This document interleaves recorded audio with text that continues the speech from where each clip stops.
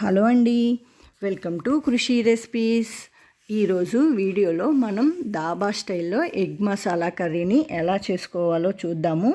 దీన్ని చేసుకోవటం చాలా ఈజీగా చేసేసుకోవచ్చు అండ్ తక్కువ టైంలో కూడా అయిపోతుంది. మనకి ఇది టేస్ట్ అయితే చాలా బాగుంటుంది. ఇది మనకి రైసు, చపాతీ, రోటీ దేనిలోకైనా బాగుంటుంది. మరి అంత సింపుల్ అండ్ ఈజీ టేస్టీగా ఉండే ఎగ్ కర్రీని ఎలా చేసుకోవాలో చూద్దాము. ఈ ఎగ్ కర్రీని చేసుకోవటం కోసము నేను ఆల్రెడీ ఒక 4 గుడ్లను ఉడికించుకొని పెట్టుకున్నాను. ఇప్పుడు ఈ గుడ్లకి పైన ఉన్న పెంకుని ఒలిసేసుకోవాలి. ఒలుసుకున్నాక ఈ గుడ్లను తీసుకొని చాకుతోటి ఇలాగా ఘాట్లు పెట్టుకోండి. ఇలా ఘాట్లు పెట్టుకోవటం వల్ల మనకి ఆయిల్లో వేసినప్పుడు చిందకుండా ఉంటుంది. అలాగే గుడ్లు ఉడికించుకున్నప్పుడు మసాలా కూడా లోపలికి వెళ్ళి చాలా బాగుంటుంది. పాన్లో కొంచెం ఆయిల్ వేసుకొని ఈ ఆయిల్ హీట్ అయినాక దీనిలో మనం ఆల్రెడీ ఉడికించుకొని పెట్టుకున్న గుడ్లను వేసుకోవాలి. అలానే దీనిలోనే కొంచెం పసుపును కూడా వేసుకొని ఈ గుడ్లని కొంచెం సేపు ఆయిల్లో ఫ్రై అవనివ్వాలి.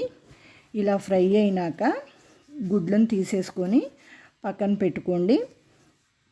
ఇప్పుడు ఇదే ఆయిల్లో కొంచెం ఆవాలను వేసుకొని ఆవాలు చిటపటమన్నాక జీలకర్రను కూడా వేసుకోవాలి. తర్వాత కొంచెం కరివేపాకును కూడా వేసుకొని సన్నగా కట్ చేసుకున్న ఉల్లిపాయ ముక్కల్ని కూడా వేసుకొని దీనిలో రుచికి సరిపడినంత ఉప్పును కూడా వేసుకొని ఉల్లిపాయ ముక్కల్ని బాగా మగ్గనివ్వాలి.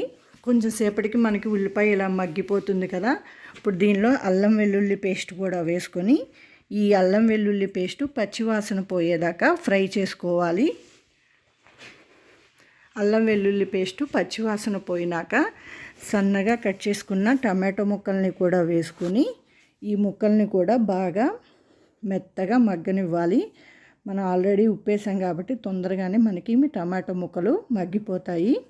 కొంచెం సేపటికి మనకి టమాటో ముక్కలు కూడా ఇలా మెత్తగా మగ్గిపోయినాయి కదా. ఇప్పుడు దీనిలో కొంచెం పసుపు, అలానే రుచికి సరిపడినంత కారము, కొంచెం ధనియాల పొడి, కొంచెం గరం మసాలాని కూడా వేసుకోవాలి. ఇప్పుడు ఈ మసాలాలన్నిటినీ కొంచెం సేపు ఆయిల్లో ఫ్రై అవనివ్వండి.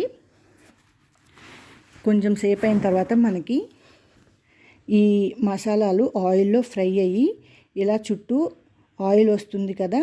అలాంటప్పుడు దీనిలో కొన్ని వాటర్ని పోసుకోండి. మరి ఎక్కువ వాటర్ పోసుకోవద్దు, నీళ్ళగా ఉన్నా బాగోదు. అలా వాటర్ పోసుకున్నాక మనం వేయించుకొని పెట్టుకున్న గుడ్లను కూడా వేసుకొని దీనిలోనే కొంచెం కసూరి మేతి, అలానే కొంచెం కొత్తిమీర, ఇంకా సన్నగా కట్ చేసుకుని పెట్టుకున్న పచ్చిమిర్చి చీలికలను కూడా వేసుకొని వీటినన్నిటినీ ఒకసారి కలుపుకొని మూత పెట్టుకొని కొంచెం సేపు ఉడికించుకోండి. కొంచెం సేపు అయిన తర్వాత మూత తీసుకొని చూడండి. ఇదిగోండి మనకి ఇలాగ కర్రీ ఉడికి చుట్టూ ఆయిల్ అంతా సపరేట్ అవుతుంది కదా.